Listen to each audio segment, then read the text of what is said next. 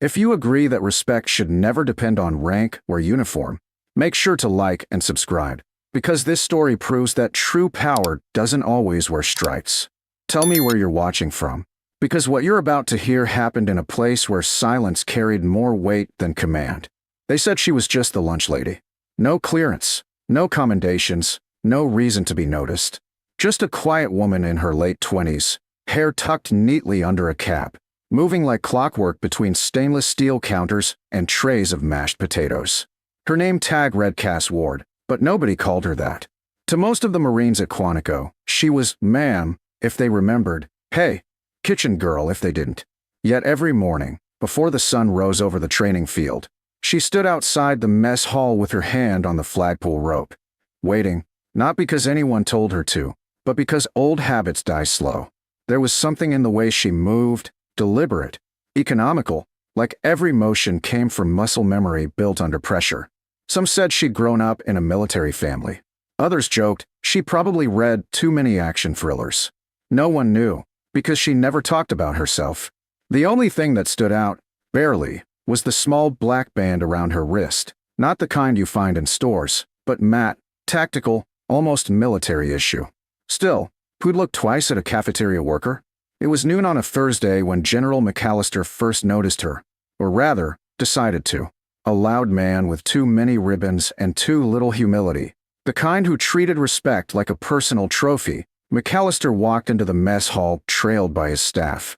"Gentlemen," he barked, "observe the efficiency of government dining, feeding the Corps one mystery meat at a time." Laughter followed. Cass glanced up from the serving line, expression calm, eyes unreadable. She offered him the same polite smile she gave everyone. "Afternoon, General." He snorted. "Afternoon. It's lunch, sweetheart. Stick to what you know, gravy and green beans." More laughter. Cass nodded once, unoffended, and slid another tray forward. But young Corporal Eli Torres, standing a few steps behind, frowned. Something about the way she didn't flinch, didn't shrink, didn't even blink. Like the mockery passed through her harmlessly, as though she'd heard worse from louder men. Maybe she had. That night, a low fog rolled across the base, thin as breath. Inside the command center, red indicators flashed once, then steadied. A short burst of interference. 5 seconds of static, barely enough to notice. But Cass did. From the cafeteria window, she could see the control tower's lights flicker in rhythm. To anyone else, coincidence. To her, pattern. She cleaned the last counter, stacked the pans, then stepped out into the night air, her boots soundless on the concrete. The base was never truly dark, but this kind of quiet, it felt intentional. She paused near the edge of the courtyard, eyes scanning the horizon just long enough to confirm what she already suspected. Something had shifted in the system. Not broken. Probed. Tested. She walked back in without a word, hung up her apron, and clocked out exactly at 2100. The guard at the gate waved as she passed. "Long day?" he asked. Cass smiled faintly. "They're all long." By morning, the glitch had disappeared from the logs, scrubbed clean. The IT sergeant dismissed it as a minor sync delay between satellite uplinks. McAllister didn't even hear about it. Too busy prepping for a visiting senator's inspection. The mess hall buzzed louder than usual. Extra staff, extra pressure. Cass moved through it all like water, unnoticed and precise. When the general entered for breakfast, reporters trailing him, she was wiping the same counter he'd mocked her on. He gestured to her mid-sentence. "Now this is efficiency," he said, voice dripping with amusement. "Runs on caffeine and cafeteria gossip." The crowd chuckled obediently. Cass looked up, eyes calm, voice steady. "Sir," she said softly, "some of us run on duty." The silence that followed was brief but heavy. McAllister's smirk faltered. "Cute," he muttered, turning away. But Eli, stationed near the rear wall, saw it. The flicker of steel behind her words, a weight he couldn't name. Later that day, he caught her alone by the loading dock, restocking supplies. "Hey," he said awkwardly. "That thing with the general, sorry about that." She shrugged. "Don't be. I've seen worse." From him, he asked. From men who confuse noise for power. She didn't look up as she said it, but something about her tone, measured, grounded, made him straighten unconsciously. "You ever serve?" he asked. A ghost of a smile crossed her lips. "You could say that. She shut the freezer door, the conversation ending as quietly as it began. That evening, another anomaly hit, stronger this time. A 5-minute communication blackout across the southern wing. McAllister threw a fit, shouting orders that contradicted each other until his own staff went mute. The technical team scrambled to trace the fault. Nothing. The servers came back online as if nothing had happened. But one encrypted file remained unsensed, its name erased, replaced by a single phrase, Echo Viper verified. No one noticed, except Cass. From her seat in the break room, she glanced at the corner monitor that blinked once, twice, then went dark. She sipped her coffee and whispered, "Still here," then. When the power stabilized, McAllister marched into the mess hall, his usual audience in tow. "You people need to get your act together," he barked, slamming his tray on the counter. "We're one glitch away from a congressional hearing." He didn't see the tiny muscle in Cass's jaw tighten. He didn't notice how Eli, now watching her closely, caught the way her fingers brushed the black band on her wrist, a subtle flick, like checking a heartbeat. "Sir," she said finally, "systems fail when the wrong people give orders." The entire room froze. For a second, even McAllister forgot to breathe. Then he laughed, loud and sharp. "What's that supposed to mean?" Cass met his gaze. "That you should probably update your passwords." And with that, she turned and walked away, leaving the general's laughter hanging hollow in the air. That night, Eli couldn't shake the image of her walking into the dark corridor, cafeteria lights flickering behind her. He followed, half out of curiosity, half instinct. Down near the maintenance tunnel, he saw her kneel beside a locked panel and press her wristband against it. The door hissed open. No civilian badge could do that. He watched as she disappeared inside, and for a heartbeat, the hallway lights dimmed, then returned. When she came back out, she carried nothing, said nothing, just brushed past him. "Don't ask," she murmured. "You don't want the answer." By dawn, a classified alert reached the command center. A foreign signal pinged off-base frequency, traced, intercepted, and neutralized in under 60 seconds. No origin, no trace. McAllister took credit at the morning briefing, bragging about tight leadership. But Eli knew better. He'd seen the same black band blink green beneath Cass's sleeve that morning, just once, before fading back to black. The narrator's voice softens here, measured, deliberate. You never really notice people like Cass until it's too late to undo what you thought you knew. She served meals to men who'd never ask her name, swept floors under medals that weighed less than her silence. They thought they were keeping the country safe. They had no idea the one feeding them already was. And somewhere deep inside the network's encrypted logs, a dormant file sat waiting, labeled with 2 words no one at Quantico dared to open: Shadow Viper. By the time Friday rolled around, the mess hall felt different, not in the way it looked, but in the way silence began to linger a second too long when Cass Ward passed by. Something about her calm had started to unsettle people. Eli Torres couldn't stop replaying what he'd seen that night. The restricted panel hissing open under her wristband, the faint green pulse that vanished as she stepped through. He hadn't told anyone. He couldn't, because deep down, something told him that Cass wasn't the problem. She was the reason the problem hadn't already exploded. Still, word had spread that the base's communication system had glitched again, this time during a classified strategy simulation. Screens flickered, command channels froze, and for a terrifying few minutes, the Marine Corps' most secure installation was deaf and blind. General McAllister's fury could be heard echoing down the halls. He tore into his subordinates, red-faced and relentless, barking orders to fix the damn incompetence before the senator arrives. When the chaos peaked, Cass was in the corner of the room, serving lunch like nothing had happened, her ladle moving in rhythm to the distant alarms, her eyes darting, not in fear, but in calculation. At 1,300 hours, the power stabilized. McAllister held a damage control meeting in the command center, filling the air with the sound of his own voice.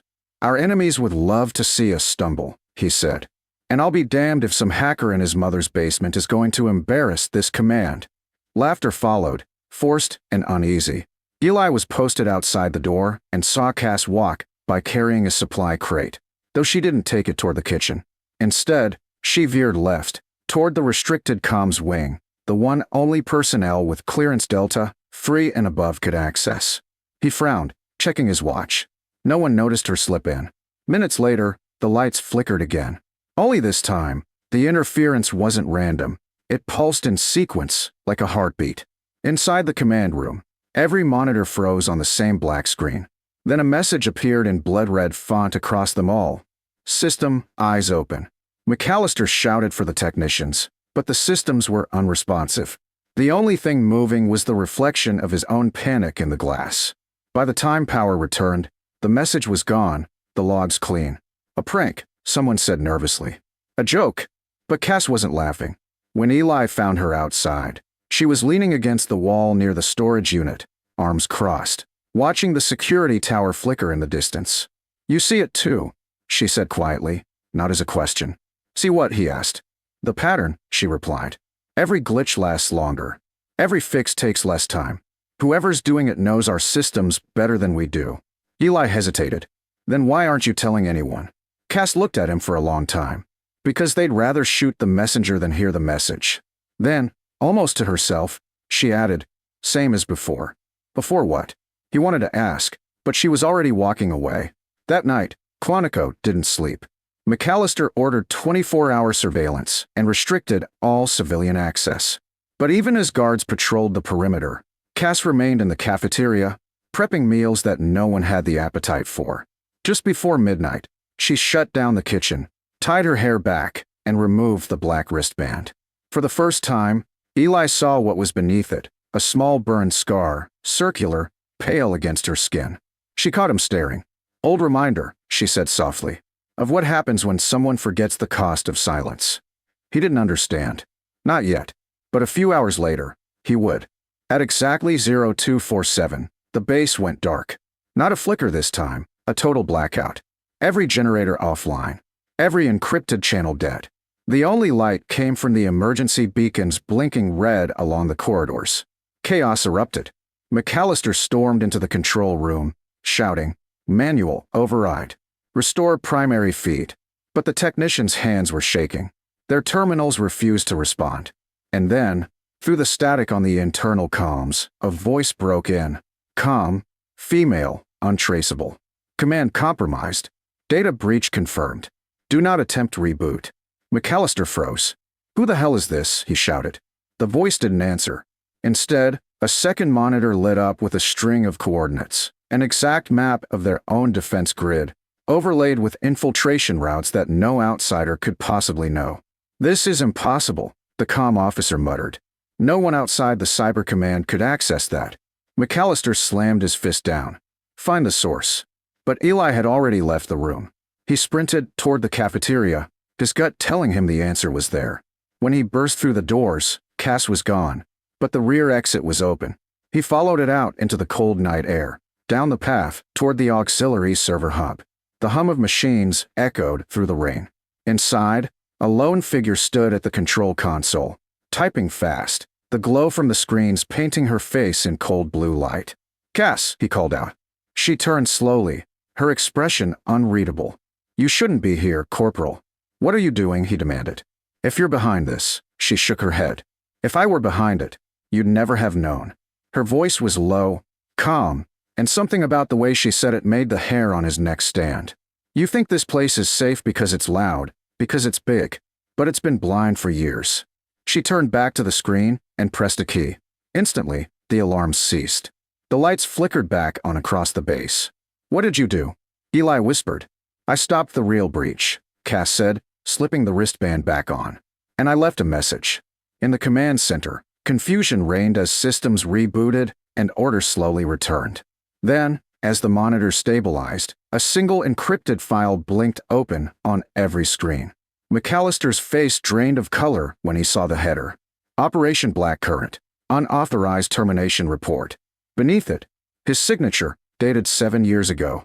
"Who accessed this?" he demanded, voice shaking. No one answered. From the hallway, Cass walked past the open door, tray in hand, as if nothing had happened. McAllister's eyes followed her, suspicion twisting into something colder, recognition. "That woman," he hissed. "Get her ID checked." But the moment the officer tried, the system denied access. Her personnel file was locked under a clearance so high even the general couldn't override it. Only one line was visible. Classified, Shadow Viper, retired. Back in the cafeteria, Cass set the tray down, exhaled, and stared out the window at the command tower, now glowing steady once more. She whispered almost wistfully, "They always laugh before they remember." And somewhere deep inside the network, buried under layers of encryption, a dormant profile flickered awake, waiting for the next move. By dawn, Quantico was a fortress of confusion. The night's chaos had rattled even the loudest men into silence. And for the first time in his career, General McAllister walked into the command center without a smirk. Every monitor now displayed the same message: Operation Blackcurrant, evidence unsealed. The higher-ups were already calling. Washington wanted answers, and McAllister had none that didn't sound like excuses. The file exposed everything. A covert mission 7 years ago that went wrong under his command. A team he'd declared Kia to save his own reputation. A mission scrubbed from public record, but never from memory. One of those names listed under Lost with Honors was Cassandra Ward. The same name stitched onto a cafeteria uniform 2 doors down. The same woman he'd mocked between mouthfuls of mashed potatoes. The same eyes that had once stared down gunfire in a jungle he'd never returned to. By 0700, MPs arrived to secure the base.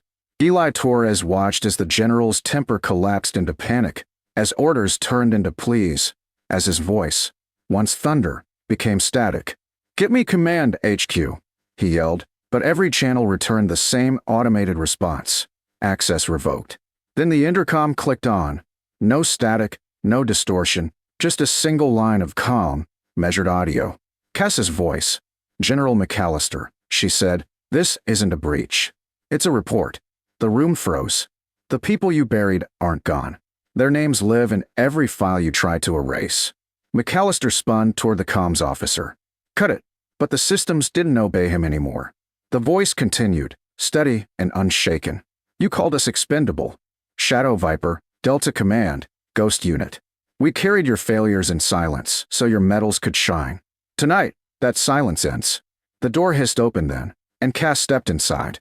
No apron, no hairnet, just a plain black tactical jacket, worn smooth at the seams, her wristband blinking a slow pulse of green. The MPs hesitated, unsure whether to salute or stand down. McAllister's voice cracked. You're supposed to be dead." Cass met his gaze, her face unreadable. "I was," she said, "until you started rewriting history." He lunged for the nearest console, but she was faster. With one swipe across her wristband, every terminal around them shut down. The base went silent.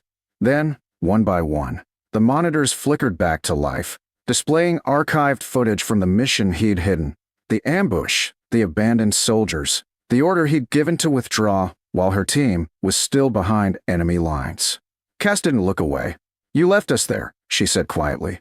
12 of us went in. I crawled out alone. The truth settled over the room like smoke, heavy and suffocating. No one spoke. Eli watched from the doorway, breath caught between awe and disbelief. McAllister's shoulders slumped, his face gray. "You don't understand," he muttered. "Command ordered me to." "Your command," Cass cut in. "You were then, and you are now. But leadership isn't about orders.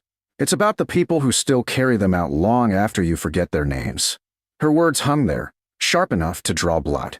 For the first time, McAllister had nothing left to say. 2 MPs stepped forward, not on his command this time, but under orders relayed directly from Washington, orders Cass had quietly triggered hours before. As they led him away, the last thing he saw was her reflection in the dark screen. Calm, resolute, unflinching. Outside, the first light of morning hit the flagpole. Cass walked across the courtyard, boots crunching softly against gravel still slick from the night rain. Eli caught up to her near the mess hall. "So it's true," he said, voice low. "Shadow Viper." She paused, almost smiling. "Once. Not anymore." "You just took down a general," he said, disbelief mixing with admiration. "What happens now?" She glanced toward the horizon, the sun slicing gold through the fog. "The mission's over," she said simply. "But the work never is." He hesitated. "Will you stay?" Cass looked at the building where she'd spent months serving men who never saw her, then at the soldiers now standing taller as she passed. "No," she said. "They don't need a lunch lady anymore. They need to remember who feeds them." Before leaving, She walked to the flagpole and tied her wristband around the metal base. The green light blinked once, then went dark. By noon, word had spread through the base about the file, the arrests, the truth. No one mentioned the lunch lady by name, but every soldier who'd ever taken her tray now looked a little longer at the cafeteria doorway, as if expecting her to walk through. Weeks later, a small plaque appeared on the mess hall wall. No ceremony, no ribbon cutting. It read, "In honor of Cassandra Ward, Shadow Viper, for service rendered in silence." And though she never returned to Quantico, stories about her did. Recruits whispered that when the alarms blared during training drills, they could almost hear a woman's voice over the intercom, calm and steady, eyes open. The veterans said it wasn't superstition, it was a reminder that real warriors don't always fight from command centers or wear polished stars. Sometimes they serve behind counters, unseen, waiting for the moment when the truth finally demands to be heard. In the end, Cass didn't want revenge. She wanted recognition for those who'd never gotten it. And when she disappeared again, her record sealed for good this time, she left behind one final message encrypted in the base's system. 3 words only the ones who understood would ever find. Mission complete, Viper.